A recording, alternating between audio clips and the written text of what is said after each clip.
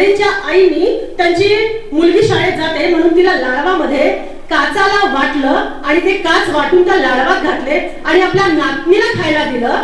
ज्यावेळेस ती तो लाडू खाल्ला पोटामध्ये गेला आणि तिला रक्तस्राव झाला आणि ती त्या ठिकाणी दगावली. महाकरुणी तथागत भगवान गौतम बुद्ध परमपूज्य डॉक्टर बाबासाहेब आंबेडकर यांना सर्वप्रथम त्रिवार वंदन करते. क्रांती सूर्य महात्मा ज्योतिबा फुले, क्रांती ज्योती सावित्रीबाई फुले, छत्रपती शाहूजी महाराज, सयाजी गायकवाड, सर्व महापुरुषांना सर्व संत महापुरुषांना ज्यांच्या इतिहासामध्ये नोंद आहे, ज्यांच्या इतिहासामध्ये काही कारणांनी नोंद होऊ शकली नाही, त्या सर्वांना मी अभिवादन करते, नमन करते. मंचावर उपस्थित सर्व मान्यवर, आपण सर्व उपस्थित सर्वांना माझा जय भीम. आज सावित्रीबाई फुले जयंतीनिमित्त हा जो कार्यक्रम घडवून आणण्यात आलेला आहे आणि त्याचं पारितोषिकचं आज वितरण आहे, त्या निमित्ताने हा कार्यक्रम आहे आणि त्याच्या निमित्ताने आम्हाला बोलवलं आहे, त्याकरता खूप आभारी आहे. 2 शब्द बोलायची मला परमिशन दिली त्याकरता मी सावित्रीबाई फुलेंना खूप खूप त्यांची आभारी आहे की या इथे मंचावर उपस्थित आहे आणि आपल्या पुढे 2 शब्द बोलण्याची मला माझ्या जिभेला जे 2 शब्द मिळाले आहेत ते फक्त त्यांच्यामुळे मिळालेले आहेत. गजबे काकांनी बरोबर म्हटलं की जर सरांनी बरोबर म्हटलं की जर नसते सावित्रीबाई फुले आणि महात्मा फुले तर काय झालं असतं. ज्यावेळी सावित्रीबाई फुले आणि महात्मा ज्योतिबा फुले यांनी आपलं कार्य सुरू केलं त्यावेळेस पेशवाईचा काळ नुसताच संपलेला होता. एका ठिकाणी महात्मा ज्योतिबा फुले म्हणतात जर ते जन्मले होते त्यावेळेस जर पेशवाई यथास्थितीत असती, जर ती संपली नसती तर हे कार्य घडू शकले नसते, कारण खूप कठीण आणि खूप त्यांचे स्ट्रिक्ट खूप विचित्र त्यांचे नियम होते. जर भीमापुरी गावाचं काही युद्ध नसतं झालं आणि त्याच्यात पेशवाई संपली नसती तर हे शिक्षणाचं कार्य कधीही सुरू झालेलं नसतं, कधीही आमच्या माता भगिनी कधीही शिकल्या नसत्या. ज्यावेळी सावित्रीबाई फुले शिकल्या, शाळा सुरू केल्या, त्याच्यानंतर त्यांनी जो धपाटा सुरू केला कामाचा की तो थांबलाच नाही. कधी शाळा सुरू केल्या, प्रौढांच्या शाळा सुरू केल्या, रात्रपाळीच्या शाळा सुरू केल्या, काव्य फुले लिहिली त्यांनी, मग बालिका गृहही सुरू केली त्यांनी, सत्यशोधक समाजाची स्थापना केली महात्मा फुलेंनी. त्याच्यामध्ये अनेक त्यांनी खूप सुंदर अटी घातलेल्या आहेत, त्या अटीवर आपण लक्ष दिलं पाहिजे, त्याची समाजाला आजही गरज आहे. त्याच्यातल्या काही अटी मी तो आपल्याला सांगते. त्याच्यामध्ये एक होते की हुंडा घ्यायचा नाही. आपण आज म्हणतो हुंडा पद्धती बंद आहे, पण खरंच बंद आहे का? हुंडा पद्धती बंद नाही. आपण सामानाच्या रूपात घेत होती. ज्यावेळेस लग्न होते त्यावेळेस कसं घडतं, बाई तिच्या सुनेला माहित नाही एवढं सामान आलं, तिच्या सुनेला सामानच नाही आलं, याला हुंडाच म्हणतात, याला दुसरं काहीच म्हणत नाही. तिच्या सुनेला हात आली नाही आला, याला हे नाही आलं, त्याच्या लग्नात असं जेवण भेटलं, याच्या लग्नात असं जेवण भेटलं नाही, याला हुंडाच म्हणतात कोणत्याही पद्धतीने. परंतु महात्मा ज्योतिबा फुलेंनी याच्यामध्ये काही नियम बांधले होते की ज्या वेळेस सत्यशोधक समितीच्या अंतर्गत की हुंडा घ्यायचा नाही आणि लग्न होत आहे तिथे भटजीचं काम नाही, मुलगा आणि मुलगी आणि घर सासरचे माहेरचे आणि तिथे उपस्थित राहायचं, प्रार्थना घ्यायची, शक्ती घ्यायच्या, एक दुसऱ्यांसोबत कशा पद्धतीने वागायचं, नवरा मुलगा आणि मुलग्याचे विचार जुळले पाहिजे कारण त्यांनाच पुढे वाढायचं आहे. त्याचबरोबर आणखी घटपट घातली होती की लग्नाचा जो खर्च आहे त्या खर्चातला 20% खर्च हा ज्या ठिकाणी लग्न घडत आहे, जिथले ते मुला मुली आहेत तिथल्या आसपासच्या परिसरामध्ये अस्पृश्यांची जी शाळा आहे त्या शाळेच्या शिक्षणाकरिता तो खर्च वापरण्यात यावा. अशा अनेक पद्धतीच्या त्याच्यात अटी होत्या आणि फार सुंदर अटी होत्या. त्याचबरोबर आणखी एक त्यांनी केलं होतं की ज्यावेळेस हंटर कमिशन भारतामध्ये आलं तर त्या हंटर कमिशनच्या वेळेस जे उच्चवर्णीय होते त्यांनी हे सांगितले इंग्रजांना की शिक्षण हे ब्राह्मण, क्षत्रिय, वैश्य यांना देण्यात यावं, आधी तुम्हाला देण्यात येऊ नये, म्हणजे ते झिरपत खालच्या स्तरापर्यंत येणार. परंतु महात्मा ज्योतिबा फुले आणि सावित्रीबाई फुलेंनी ठामपणे सांगितलं की शिक्षण, उद्योग, श्रीमंती, आत्मविश्वास ह्या गोष्टी झिरपत येत नाही तर त्या कमवाव्या लागतात. शिक्षण हे शिकावं लागतं, उद्योग हा करावा लागतो, आत्मविश्वास हा मिळवावा लागतो आणि तो मेहनतीने करावा लागतो, ते झिरपत येत नाही. आणि अशा पद्धतीने आपल्या मतावर ठाम होते, निष्ठावान होते, कोणाच्या भीती कोणाच्याही कशाही दबावात ते घाबरले नाही. अशा पद्धतीने त्यांनी आपलं कार्य खूप उत्कृष्टपणे केलं. त्यांना काही दबाव आला नाही का? खूप मोठ्या पद्धतीने त्यांना दबाव आणण्यात आलेला आहे कारण तो पेशवाईचा नुसताच काळ संपलेला होता.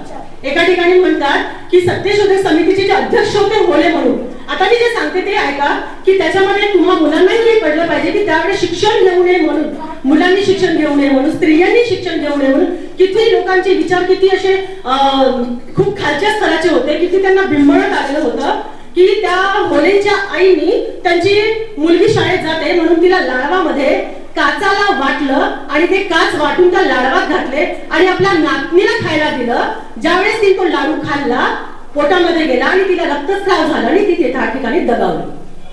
विचार करू शकता तो किती धुरसटलेल्या विचारांचा काळ होता. आणि त्या काळामध्ये सावित्रीबाई फुलेंनी, महात्मा ज्योतिबा फुलेंनी ठामपणे एवढ्या सगळ्या समाजाचा विरोध करत, स्वतःच्या वडिलांचा विरोध करत इतका ठामपणे ते ठाम राहिले.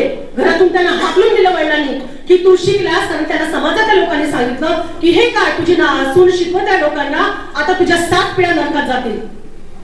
त्यावेळेस असं होतं की जर स्त्रियांनी शिकले, लक्ष देऊन ऐकायचं की जर स्त्रियांनी शिकले तर त्यांच्या नवऱ्याच्या ताटात अळ्या पडतील, त्यांच्या 7 पिढ्या नरकात जातील, असं त्यांच्या डोक्यात बिंबळत होतं. भीती टाकत होती त्यांच्या मनामध्ये. त्याच्यामुळे स्त्रिया भीत होत्या, त्या विधवा झाल्या.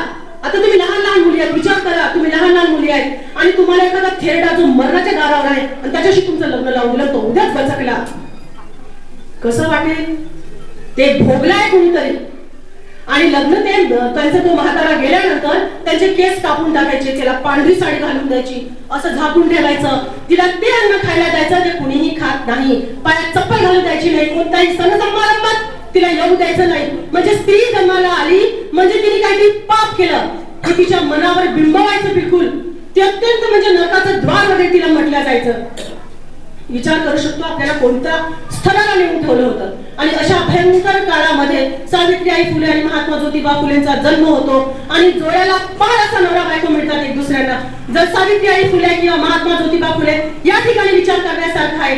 जर दोघांच्या मधून एकही व्यक्ती जरा देखील डगमगला असता, जर महात्मा फुलेंना वाटलं असतं की भा माझी बायको पुढे पुढे जात आहे, लोक तिचा सन्मान करत आहेत, आताही माझ्या डोक्यावर बसेल, आताही काही माझं ऐकत नाही, आणि जर त्यांनी त्यांच्या पायामध्ये काटे लावले असते, त्यांना जर पुढे जाऊ दिलं नसतं तरी एवढी क्रांती घडली असती का? कधीच घडू शकली नसती. पण ही परिस्थिती आज सुरू आहे. ही परिस्थिती आज अत्यंत खूप ठिकाणी सुरू आहे. तुम्ही थोड्या नजरा उंच करा आणि विचार समाजामध्ये जाऊन ज्या स्त्रिया मोठमोठ्या पोस्टवर आहेत त्यांची काय परिस्थिती आहे त्या लपवून ठेवतात, त्या सांगत नाही. कारण ज्या पोस्टवर आहेत त्यांना वाटतं या पोस्टवर असून जर मी माझं दुःख समाजाला सांगेल तर लोकांनी कुणाचा आदर्श घ्यावा, त्या घाबरतील म्हणून त्या सांगत नाही. कुणी जर स्त्री समाजकारणामध्ये पुढे येत असेल, राजनीतीमध्ये पुढे येत असेल तर जर तुम्ही त्यांच्या घरची परिस्थिती खंगाला बघा, त्यांच्या घरात जाऊन काय सुरू आहे. संपूर्ण घर त्यांच्या विरोधात होते. घरचे ज्या पद्धतीने महात्मा ज्योतिबा फुलेंना त्यांच्या वडिलांनी सांगितलं तू तुझ्या बायकोला पाठवू नको शिक्षण द्यायला, तुझ्या आपल्या 7 पिढ्या नरकात जातील, समाज मला भडकवत आहे, हे काही बरोबर नाहीये.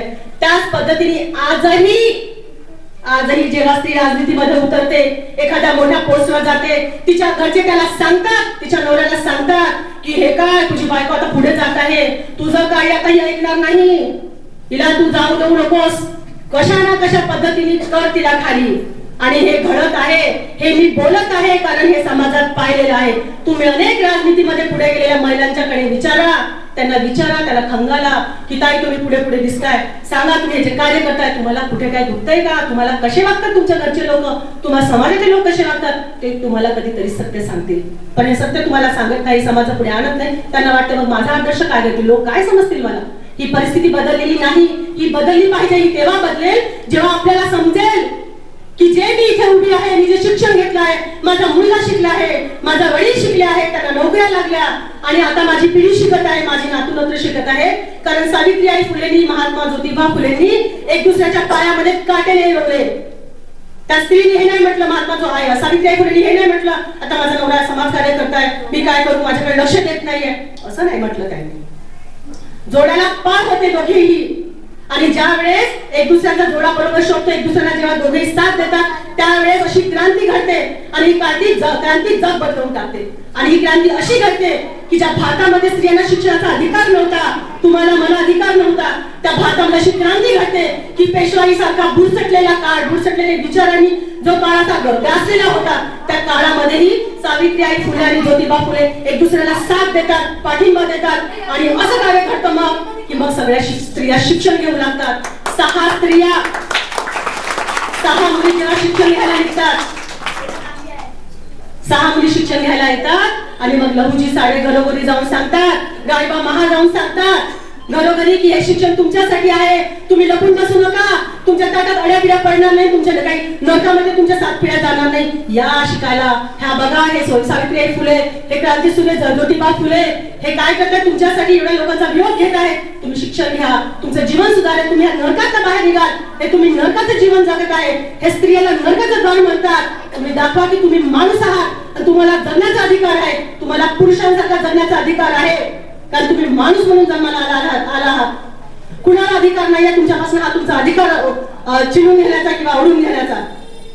आणि अशा पद्धतीने हे महान कार्य करण्याकरिता महात्मा ज्योतिबा फुले आणि सावित्रीबाई फुले खूप धडपड केली, खूप कष्ट केले. अंगावर शेण, गोटे, दगड, शिव्या, शाप काय काय घेतलं असेल.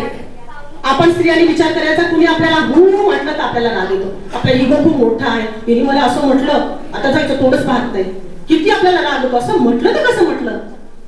आणि ते स्वतःसाठीच, कुणासाठी आपण कार्य करतो का नाही. पण विचार करा की सावित्रीबाई फुले आणि महात्मा फुले माझे तुमचे कोण होतो का आपण त्यावेळेस. पण ते असं कार्य करून गेले की आज आपण स्वाभिमानाने उभे आहोत, अंगात चांगले कपडे घालतोय, शिक्षण घेतोय, 2 शब्द बोलायची आपल्याला परमिशन, हा मंचावर मला उपस्थित राहायच्या आधी मला बोलवण्यात आलं. हे काही माझं तुमचं काहीच नाही, हे महात्मा ज्योतिबा फुलेंचं, सावित्रीबाई फुलेंचं, परमपूज्य डॉक्टर बाबासाहेब आंबेडकरांचं कार्य आहे. त्यांच्या अथक परिश्रमामुळे आम्हाला हा आजचा दिवस मिळालेला आहे. आपण याला बाधित ठेवलं पाहिजे, याला रोखता कामा नये. आज जी कंडिशन आहे हे आपण डोळे झाक करून चालणार नाही. आज किती शाळा बंद झालेल्या आहेत आपल्याला माहित आहे का. डोळे खोला, उघडा आणि बघा, पेपर वाचा, न्यूज मध्ये बघा, सगळ्या शाळा बंद करण्यात येत आहे. शाळेचं एज्युकेशन किती विचित्र पद्धतीचं झालेलं आहे हे लक्षात ठेवा. आज डॉक्टर, इंजिनियर बनण्याकरिता, IAS अधिकारी बनण्याकरिता, कोणत्याही इंजिनिअरिंगचे शिक्षण घेण्याकरिता काय केल्या जातात, एक परीक्षा घेतल्या जातात. पण ती परीक्षा घेण्याकरिता एकसारखं शिक्षण आहे का. मराठीचे शिक्षण, कॉर्पोरेशनला वेगळे शिक्षण, CBSE ला वेगळं, ICIC बोर्डला वेगळं. आता मी जे बोलते थोडा वेळ होत असेल पण मी बोलेन. जे शिक्षण होत आहे त्याकडे लक्ष ठेवा. प्रत्येकाला ट्युशन लावायची गरज का पडते. डॉक्टर बनण्याकरिता, प्रत्येकाला इंजिनिअरिंग करण्याकरिता ट्युशनची गरज का पडते. विदाउट ट्युशन करू शकतात का कोणी. जे पास करू शकतात, ऍडव्हान्स पास करू शकतात, नीटची एक्झाम पास करू शकतात. मग यांच्यासाठी ट्युशन लावावी लागेल आणि ट्युशनसाठी किती लाख रुपये लागतात. मग एक गरीब मुला व्यक्ती तो शिक्षण घेणार का, तो ट्युशन घेऊ शकणार का, कोण त्याची फीस भरणार आहे. म्हणजे काय झालं, हे शिक्षण कोण घेणार, जे श्रीमंत आहेत ते. मग जे गरीब आहेत, जे त्यांची आर्थिक कंडिशन तेवढी नाहीये, म्हणजे ते ट्युशन घेऊ शकणार नाही. मग ते ह्या परीक्षा पास करू शकतील का, नाही. मग ते परीक्षा पास करू शकणार नाही. मग ते डॉक्टर आणि इंजिनियर IIT ला जाऊ शकतील का, नीटच्या मेडिकल कॉलेजला जाऊ शकतील का, IAS ऑफिसर बनू शकतील का, कारण ट्युशनची गरज आहे. म्हणजे हा सिस्टम कसा करून ठेवलेला आहे. पण जर कारण यांचा जो पेपर सेट करतो, जर CBSE बोर्ड लिस्ट म्हटलं की मी CBSE पद्धतीने काढतोय पेपर, तर हे मुलं कसं करतील. हे तर स्टेटचे एज्युकेशन घेतलेलं आहे. जर कुणी म्हटलं की मी ICIC बोर्डच्या पद्धतीने काढतोय, तर मग हे मुलं कसं करतील. हे तर खूप हुशार आहेत, आपल्या क्लासमध्ये टॉपर आहे, 100 पैकी 100 घेतात. त्यांच्या हुशारीला काही कमतरताच नाही. त्यांना माहित आहे की जर मला या परिस्थितीतून उठायचं आहे, मोठं व्हायचं आहे, मला माझी परिस्थिती ठीक करायची आहे, तर शिक्षणाशिवाय मला गत्यंतर नाही. कारण माझ्या आजोबा पंजोबाकडे जमिनी होत्या, कारण त्यावेळेस तर मला शिक्षणाची सोय नव्हती. तर जमिनी, आर्थिक परिस्थिती, संपत्ती हे तर माझ्याकडे आहेच नाही. तर मला माझ्या बाबासाहेबांनी मला सावित्रीबाई फुलेंच्या शिक्षणाचा अधिकार दिलेला आहे. तर मी त्या शिक्षणाचा बोट धरूनच मी माझी परिस्थिती पुढे करू शकतो, मी माझ्या देशाचं भविष्य बनवू शकतो. परंतु जर अशा पद्धतीची शिक्षण व्यवस्था असेल तर समाजामध्ये तीच परिस्थिती नाही काढल्या जाणार. परत वरपासून खालपर्यंत, म्हणजे ज्यांच्याकडे पैसा आहे, ज्यांच्याकडे संपत्ती आहे, ते परत वरच्या स्तराला जातील आणि ज्यांच्याकडे पैसा नाही, ज्यांच्याकडे संपत्ती नाही, ते परत त्याच कंडिशनवर येतील की नाही? म्हणजे हे न सांगता बिलकुल अगदी शांतपणे हीच परिस्थिती सुरू करतायत ना. मग याचा आपण विरोध केलाच पाहिजे. याकडे आपण तीक्ष्ण बुद्धीने ठाम राहायला पाहिजे की नाही. आम्हाला एकसारखं गावावर आपल्या पूर्ण भारतामध्ये एकसारखं शिक्षण होत नाही का? सर्व मुलांना सीबीएसई देत नाही आणि सर्वांना एकसारखंच पॅटर्न राहत नाही. मग तो कलेक्टरचा मुलगा असो नाही तर कलेक्टर एखादा क्लर्कचा मुलगा असो का तो एकच पॅटर्नवर अभ्यास करत नाही? मग तो रिक्षा चालकाचा मुलगा असो किंवा एखाद्या मंत्र्याचा मुलगा असो तो एकसारखं शिक्षण का घेत नाही? जर तो एकसारखं शिक्षण घेईल करा म्हणावं मग कम्प्लीट जे काही कॉम्पिटिशन आहे ते मग बघावंच कुणाकडे बुद्धी जास्त आहे म्हणून ही मुलं नक्कीच पुढे जातील. कारण यांना माहिती आहे शिक्षणाचाच बोट मला धरायचा आहे. त्यावेळेस बघावं लागेल की कोण पुढे जातो. म्हणजे एकसारखी शिक्षण व्यवस्था असली पाहिजे, एकच पॅटर्न असलं पाहिजे सर्वांना शिक्षणासाठी, एकच असलं पाहिजे. सीबीएस एकच पॅटर्न असलं म्हणजे काय सगळे मुलं एकसारखं शिकतील ना, सगळ्यांना एकसारखी पुस्तक मिळेल. बरोबर की नाही? याकरता आपण विचार केला पाहिजे, याकरता बोललं पाहिजे. बराच वेळ झालेला आहे. मला इथे बोलायला दिलं, 2 शब्द बोलते. त्या सर्व मातांकरिता 2 शब्द मला इथे बोलायचं आहे की होतीस तू जिजाऊ म्हणून घडला शिवबा माझा. होतीस तू जिजाऊ म्हणून घडला शिवबा माझा. होतीस तू भीमाई म्हणून जगला समाज माझा. होतीस तू भीमाई म्हणून जगला समाज माझा. होतीस तू सावित्री म्हणून शिकला समाज माझा. होतीस तू सावित्री म्हणून शिकला समाज माझा. आणि होतीस तू रमाई म्हणून सदला समाज माझा. होतीस तू रमाई म्हणून सगळा समाज माझा. एका प्रकारची खंत अजून वाटते की ज्या वेळेस महापुरुषाच्या जयंत्या येतात आपण हा प्रश्न विचारायचा इतरांना की ज्या वेळेस महापुरुषाच्या जयंत्या येतात त्यावेळेस मुठभर लोकांनीच ती जयंती का मनवायची? आम्हाला तो एहसास आहे की आम्ही उभे आहोत ताठ मानेनी. आमच्या नवऱ्याच्या ताटात अड्या नाही केल्या शिक्षण शिकल्याने. मग आम्ही ताठ मानेने उभे आहोत. तुम्ही डॉक्टर, इंजिनियर झालात, पायलट झालात, राष्ट्रपती झालात, मुख्यमंत्री झालात, मोठमोठ्या पोस्टवर आहात, ताठ मानेने बाहेर जात आहात. मग ज्या वेळेस तुम्हाला माहिती आहे शिक्षण घेतलं तर तुम्हाला माहित आहे. कारण ज्या वेळेस तुम्ही कॉम्पिटिशन दिलात, कॉम्पिटिटिव्ह एक्झाम दिलात, त्या एक्झाम मध्ये तुम्ही हा स्टडी केलात की सावित्रीबाई फुले कोण आहेत, बाबासाहेब कोण आहेत, हे तुमच्या वाचण्यात आलेलं आहे, तुमच्या परीक्षेत आले आहे. तुम्हाला माहित नाही की त्यांनी तुमच्यासाठी काय केलं. मग तुम्ही ह्या मोठ्या मोठ्या पोस्टवर गेला. मग ज्या वेळेस महापुरुषाच्या जयंत्या येतात तुम्ही घराच्या आतमध्ये का? तुम्हाला का नाही वाटत की घराच्या बाहेर मी निघावं आणि मी ही जयंती साजरी करावी?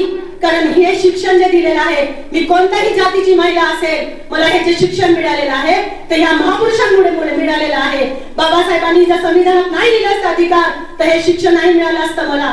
तर मीही पुढे यावं आणि असं समजू नये की हे मुठभर लोकांसाठी केलेलं आहे, हे माझ्यासाठी केलेलं आहे. मग मी कोणत्याही जातीची धर्माची असेल म्हणजे मी समोर येत नाही. म्हणजे याचा अर्थ काय की माझ्या डोक्यात आताही पेशवाई अडकलेली आहे म्हणून मीही समोर येत नाही, असाच त्या महिलांचा अर्थ होतो ज्या आजही महापुरुषांच्या जयंती मनवायसाठी पुढे येत नाही.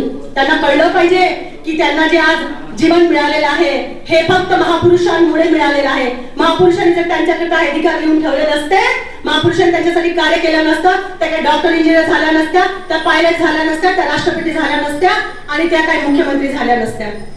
त्यांना हे कळलं पाहिजे, त्यांच्या मनाला कळलं पाहिजे. त्यांच्या मनातला जो पेशवाईचा जो त्यांच्या मनामध्ये खच भरलेला आहे, जो विचार त्यांच्या मनामध्ये अगदी लॉक करून गेलेला आहे, ते त्यांनी लॉक खोलावं आणि त्यांना ते कळावं की ही जयंती माझ्यासाठी आहे.